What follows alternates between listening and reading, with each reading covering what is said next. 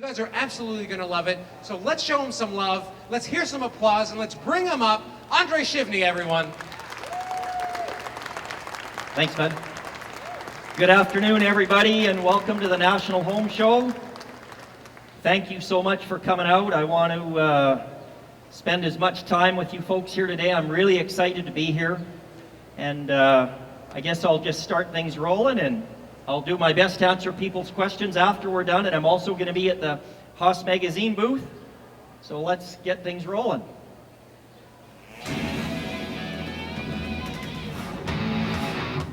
Last lap! Woo! Hold it! Ah, right in my eye. The Kings are back. How's this for over the top? Building the world's most beautiful log homes. That's what he saw as a man killer. Handcrafted with wilder designs Fantastic! There is nothing like Mother Nature. Here we go. and extreme adventures like you've never seen. It doesn't get any better than that. The house. Look. Nailed it. Good job, man. Good job. Give it a little bit more. All right. Hold the back end, Mike. Woohoo! Only a boss can do a thing like that. You know it, and never forget that. Oh. Yeah, it's gonna come out, yeah. Always have a way out. Remember that when you get married. There's another floor to this thing. Oh shit, yeah. Woo! Down to land some logs. Whoa! Good work, Joel. Yeah, good job, buddy. Does your shirt say unbeatable? Hey guys, pull this way, okay? Slippery up here. Woo! That's freaking cool. How the bloody hell am I going to pull this one off? Didn't get the memo, did you? Sun's out, guns out. What the heck? You guys, that's a perfectly good shirt. Ah! You want this weekend? Uh-oh! Holy shit, Al! We're taking on water! Buckle up Go, Brian, go! You got this! for an intense ride. What's going on? You gotta get there alive. Oh, hold it. It's all in a day's work for the craftsmen Oh, for f***'s sake. of Pioneer. Woo! Yeah! Yellow to Hollywood! They are Timber Kings. You know how to work one of them? You got it right! I know, thanks, Nelly.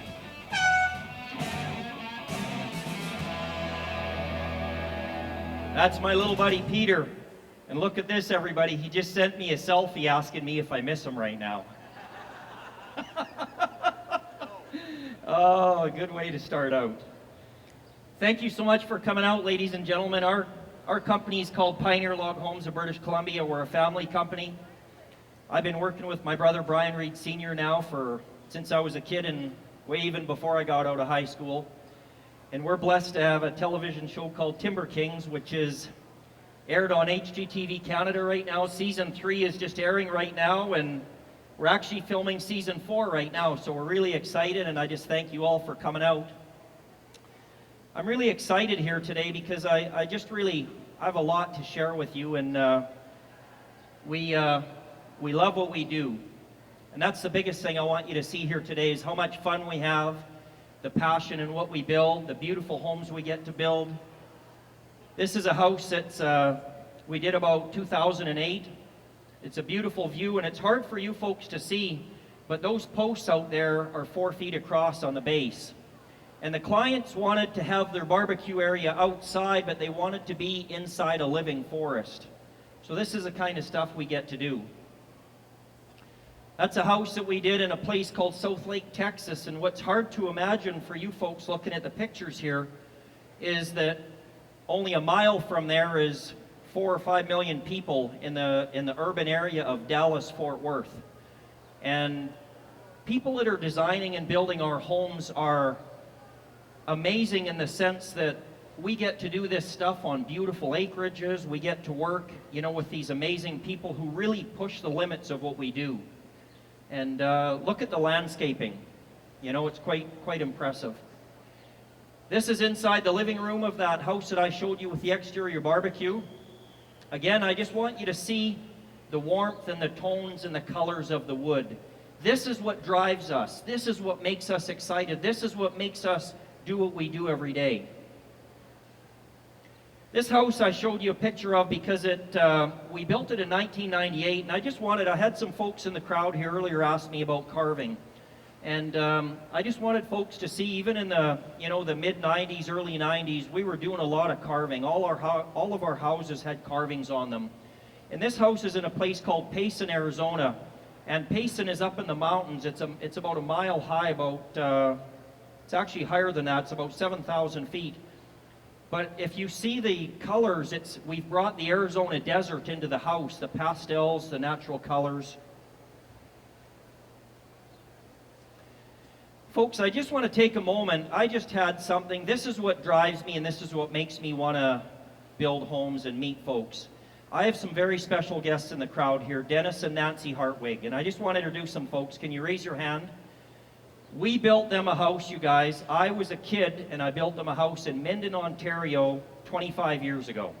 And they just come out to see me, and I haven't seen them in a number of years. We've been keeping in contact. But that's the kind of stuff that excites me, and I just want to welcome you and thank you, Nancy and Dennis, for coming out. It's a blessing to see you guys.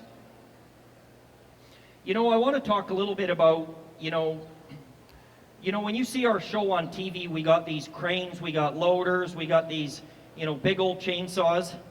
I got a little baby delivered here for you today, and it's got a little baby bar. It looks like a little Tonka saw. But, the bars we use are about 4 feet long, 3 to 4 feet long, and we even have 5 and 6 footers for cutting the wood that we use. But I wanted to talk to you about the tools and stuff.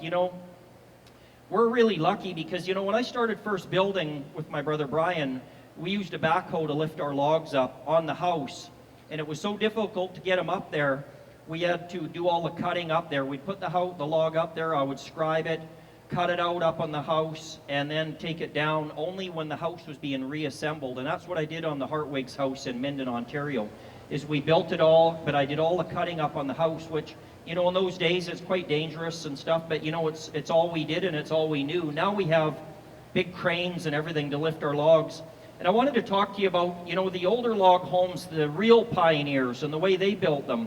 They didn't have that. They had to build a log home to get into it in the summer months by fall because winter was coming, and they didn't have opportunities to have tools. And the mechanics and the physics of what we do, we can take a 5,000-pound log and I can move it with a little chisel, and I'm 180 pounds. I can manipulate that log, and that's the stuff we learn over the years. We learn hard work, but it's a real, I have so much passion, and we're so blessed to do what we do.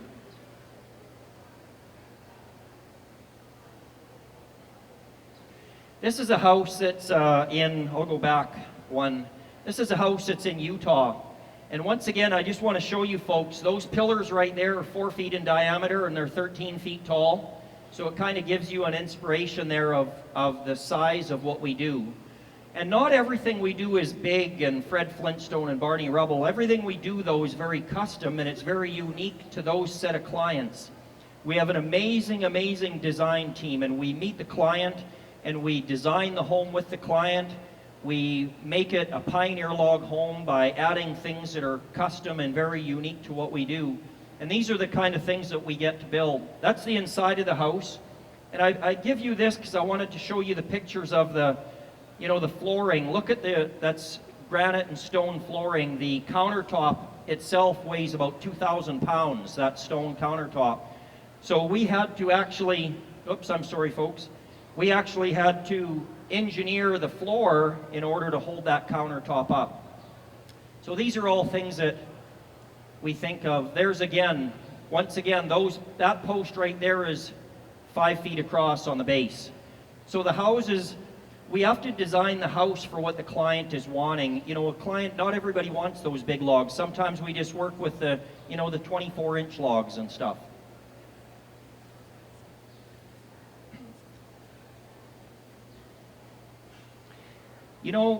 We did our first house in Germany in 1988. And my brother Brian went over and set the house up, and I had the opportunity to go over in 1994. We built a beautiful big home over there. And what I remember when I saw there, besides staying in a building that was 300 years old, that was a log home that I got to stay in, and I'll talk about that in a few minutes, what inspired me was the longevity of what they did over there. And what inspired me the most is that I met the architect that designed our house, and he told me, he spoke very good English, and he told me that our home was going to be there for 300 years. He engineered it for 300 years. And it inspired me, and I looked at the craftsmanship in the old house that I was staying in, and I could look at a log that some old fella peeled and worked with an axe and a chisel by hand, and it inspired me that when I come back from that trip, my brother Brian and I liaisoned, and I said to Brian, I said, I really want us to separate ourselves from the mainstay of the log building industry. I don't want to do what everybody else is doing. We want to segregate ourselves. I want to really do less but do a better job at it. And you know, we got to do that over the years, and you know, the pictures and that you're seeing here today is really an inspiration of us really wanting to separate ourselves, you know, from a lot of those buildings. And you know, to us, every single building is a chance to do your best, to do something special. You know, you look at these pictures here, wood warms your heart, it warms your soul. Does everybody see that when I'm talking about that? It's not like walking into, you know, I know some people might like hospitals. I don't really like hospitals, but I like to walk into something like this. You know, I like to walk into something that's not a house with all drywall everywhere. I want to have some wood, some features, some warmth. And with that warmth comes the sustainability of wood, which I'll talk about in a moment here. Does everybody remember this, some of these pictures? Does everybody see this picture up there right now? This house aired on HGTV Canada on season 1 of Timber Kings. And the gentleman's name was Harry Scott, and kind of even chokes me up a little bit here to speak with you about it today. Harry passed away about 6 months after we delivered this house, and although he got to be a part of the house, he never got to see it 100% complete. And the relationship that we had with Harry was over about 3 years. And finally, after about a year of dealing with him, he said to me one day in his southern accent, you know, he said, André, he says, you want to build me a house, you better get down here to Arkansas. So I jumped on a plane and I went down to see him. And I shook his hand, and from that moment on, we formed a relationship, and I got to work with him. And this is a real blessing for us, because to do something like this, I want to just show you folks, that tree there is 12 feet across on the base. That tree has about 3,000 man-hours into it. Can you imagine that? 3,000 man-hours of work into that one tree.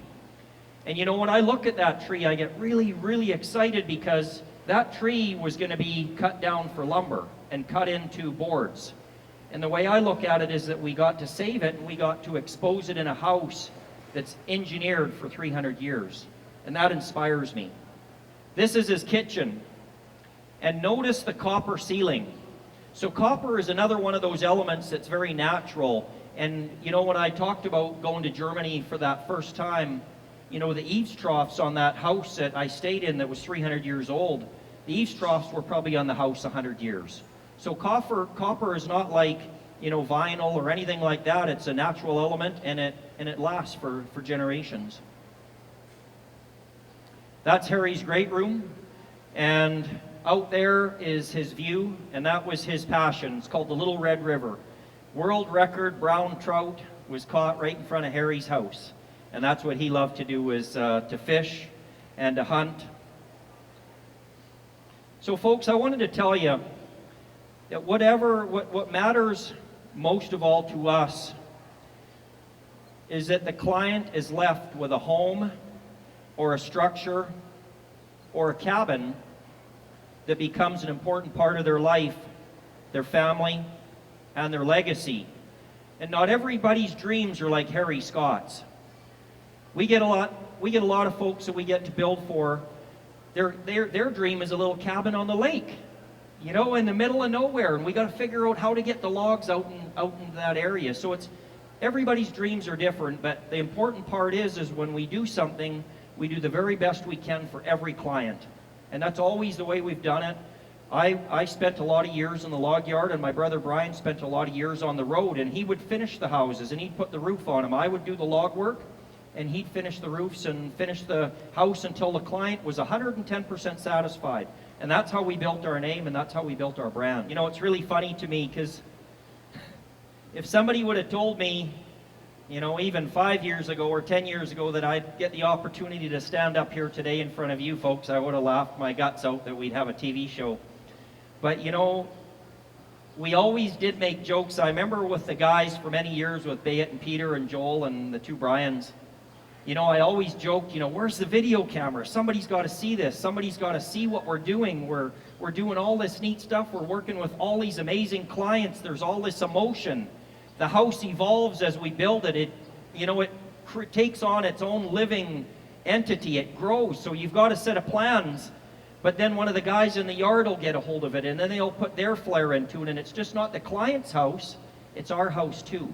And you know, that's one of the most important things to share with you today is just, you know, what these pictures are a result of many, many years of hard work. I want to show you this house. This house was built in a place called Minocqua, Wisconsin. We built it in about 2009, and it's quite a bit different design than what we'd done. You know, it's more of a contemporary design. Have anybody here heard of the architect Lloyd Wright? Yeah. And Lloyd Wright was an incredible architect, and he had a different vision. He didn't use big gable roofs and stuff like that. He used kind of gentle slopes and roofs that were, you know, more flat like this and more contemporary. The clients that we worked for, they included Corten steel, which is used steel off a building, so there's recycled products went into the house. There's the backside that you drive up to, and isn't that absolutely beautiful? And again, isn't it warm? It just warms the spirit to look at that. It invites you to come in to that entryway. And you know, I remember going out to the site, and I brought the plans to Bayet and Sam and the crew out at Soda Creek, and they said, what are we going to do with this? You know, and I said, just wait, just see what evolves from it, and the pictures are beautiful. This is the inside. I wanted to show you how the fireplace is notched right into the logs, and it's very beautiful. They've also included a lot of recycled in their house. I'll show you the cabinets in a second, but the floors are all bamboo and cork. And bamboo and cork are one of the other sustainable products that are great for the environment and stuff. And they, you know, if they end up in a landfill, they're not hard on a landfill. There's the kitchen, and it's hard for you folks to see, but you see the fronts of the cabinets there? That's birch bark off their property. So they actually peeled birch bark off the trees and they incorporated it on their kitchen. I brought this picture to show you guys. You can see the quality's not very good. That picture was taken in 1994, and when I was telling you about me going to Germany to set up the house with the guys and staying in that very old log home, that was it. And if you look, there's a picture I'm in. There's Peter, there's Bayet, Brian Jr., and there's Top Notch, my buddy Joel.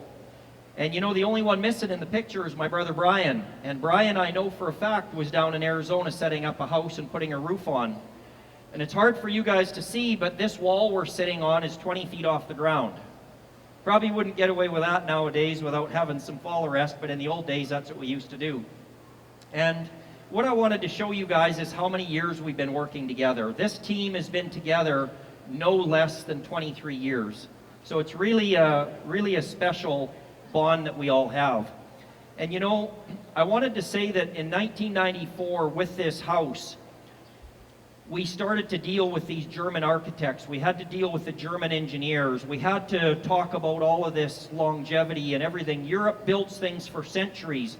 We in North America are just getting onto that. People in North America don't understand that a house can last 100 years or 200 years or 300 years. When we build houses in North America, we make them to last 25, maybe 50 years. 50 years is an old house in North America.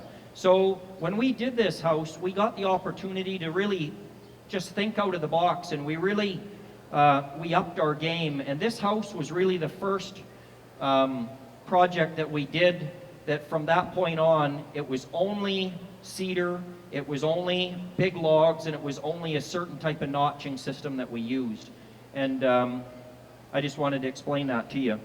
So when we go out and build somebody a log home, the logs are not cut down today and we build a house with them tomorrow. The logs are seasoned. So right now we probably have about 300 loads of logs in our yard at various stages of air drying. My little buddy Joel, top notch, looks after most of the timber buy-in now. I used to do it, and Joel's graciously taken it over, and he's doing a great job. But the important thing is a guy like a Harry Scott, or any client for that matter, can walk into our yard and they can say, we want to have that tree right there in this part of our home. It's air dried, it's seasoned, it's got the character we like and everything, where most log home builders, it's not the case. So when you give